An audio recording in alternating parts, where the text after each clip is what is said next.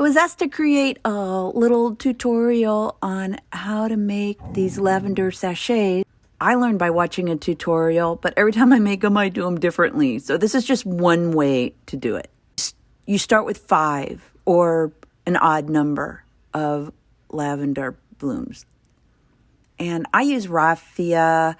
In this case, I have used ribbon because I had some around, but I like the raffia because it looks like the lavender stems. I just tie them off.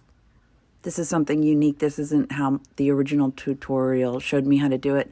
But then you flip them over and you create this little cage with the stems. You just fold them over. This is where you can get creative and like weave the stems or do them real simply. But the objective is to keep the little blooms inside the cage.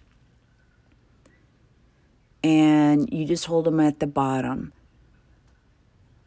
And you can see that you have to kind of organize them.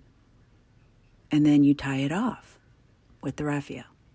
Then you start weaving. This is why you want to have an odd number.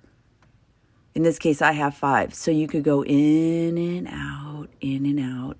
Sometimes I make little tools to help me weave them in and out. But this is a new little thing that I just started doing because there's lavender blooming around and it was just a fun thing to do. So you can see, you just go in and out. You could start from the bottom, you could start from the top. But when you get to the first area where it was, you're going opposite. So if it was over, now you go under. You can see on mine, that's what happens, see? You just organize it. There's the top. Okay, I'm all done. I'm not a master weaver. This is just a fun, funky little thing to do for me, but you guys out there probably do a great job. So then you tie it off, and what I do is I use the extra raffia and I just kind of tighten it up at the base. You can do whatever you want. But when I'm done, this is what it looked like. And then I cut off the bottom, make it even. And each one looks different.